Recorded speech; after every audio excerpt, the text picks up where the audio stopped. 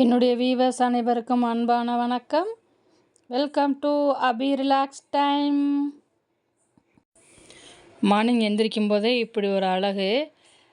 2 குட்டீஸும் ஒரே பெட்டில் படுத்து தூங்கிட்டு இருக்குது, ஒன்றுக்கு ஒன்று பிரியாமல். இதை மார்னிங் எந்திரிச்சு பார்க்கும்போதே நமக்கு எவ்வளோ ஒரு பாசிட்டிவ் எனர்ஜி கிடைக்குது. எனக்கும் அப்படித்தான். இன்றைக்கி நீங்கள் பார்க்குறதும் என்னோடய ரெகுலர் ஒர்க்கு தான், ரொட்டீன் ஒர்க் தான் இன்றைக்கும் நீங்கள் பார்க்க போகிறீங்க. மார்னிங் எழுந்திரிச்சு 2 செல்லக்குட்டிக்கும் சாப்பாடு வச்சாச்சு. அதோட கால் ஆட்டத்தை பாருங்கள், எவ்வளோ தில்லாக கால் ஆட்டிக்கிட்டே சாப்பிட்டுருக்குறாருன்னு. அது என்னமோ தெரில, இவங்க 2 பேரும் வீட்டுக்கு வந்ததுக்கப்புறம் எனக்கு கொஞ்சம் நல்ல எனர்ஜியாக இருக்க மாதிரி ஒரு ஃபீலிங்கு. ஒரு சேடாலாம் இல்லை, இவங்களை பார்க்குறப்பே ஒரு எனர்ஜி ஆகுது.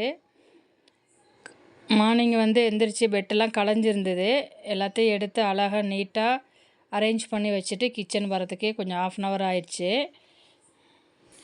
விநாயகர் சதுர்த்தி முடிஞ்சு இன்றைக்கி தான் பெட்டு கவர்லாம் போட்டுட்ருக்குறேன். 2-3 நாளாக போட முடியாமல் ஒர்க்கு கண்டினியூஸாக இருந்துகிட்டே இருந்தது. இன்றைக்கி தான் எல்லாமே நீட்டாக பண்ணி அரேஞ்ச் பண்ணியாச்சு.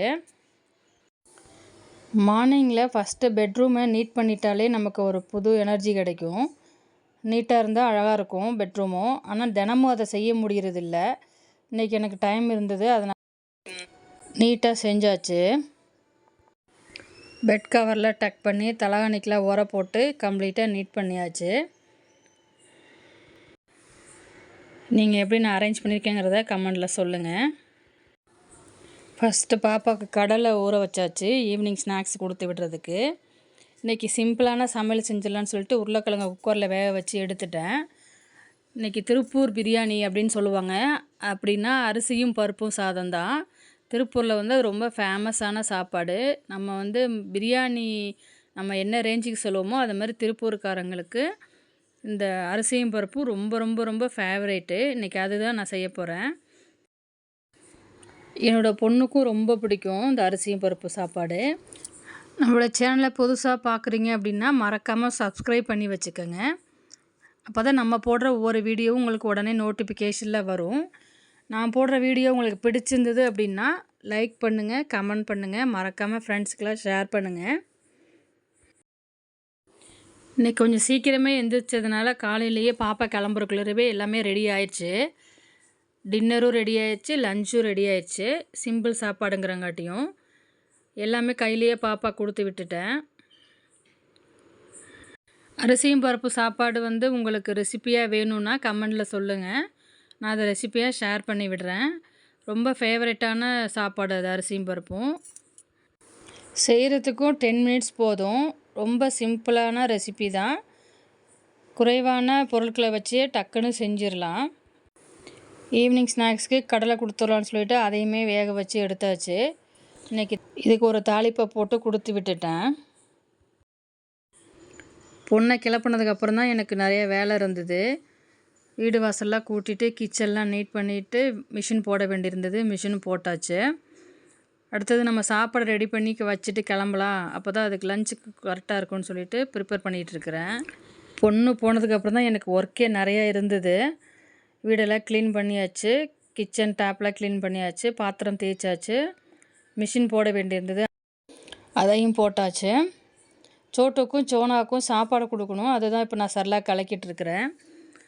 அப்புறம் இந்த ஸ்க்ரீன் ஃபேப்ரிக்கை வாங்கிட்டு நான் வச்சு ரொம்ப நாளாச்சு. அதை அளவெடுத்து என்னால் அதை ஸ்க்ரீன் தைச்சி போட முடியல.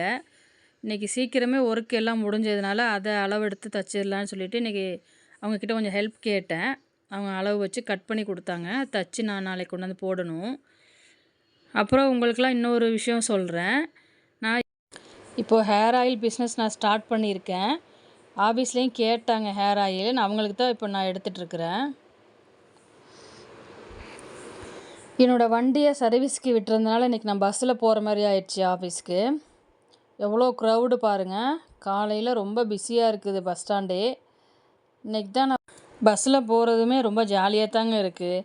அந்த க்ரௌடில் சிக்கி ஒரு வழியாக ஆஃபீஸ் போயாச்சு. ஈவினிங் கொஞ்சம் சீக்கிரமே வீட்டுக்கு வந்தாச்சு. விநாயகர் சதுர்த்தி ஊர்வலம் இருந்ததுனால கொஞ்சம் நேரமே விட்டாங்க, ஸ்கூலு ஆஃபீஸ் எல்லாமே. வீட்டுக்கு கிளம்பி வந்தாச்சு. சரி டைம் இருந்தது அப்படின்னு சொல்லிட்டு கோட் படத்துக்கு போகலான்னு சொல்லிட்டு கோட் படத்துக்கு போயிட்டோம். படம் பார்க்க நல்லா இருந்தது.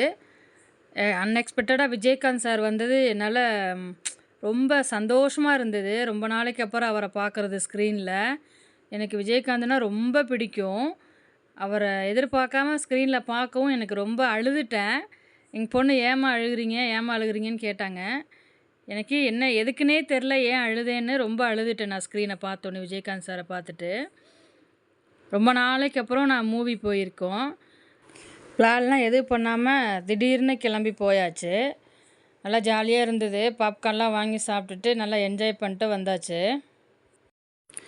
இந்த மாதிரி வீடியோ நீங்களும் பார்க்கணுன்னா மறக்காமல் சப்ஸ்கிரைப் பண்ணி வச்சுக்கோங்க. அப்போ தான் நம்ம போடுற வீடியோ உங்களுக்கு உடனே வரும். தேங்க்யூ ஃபார் வாட்சிங்.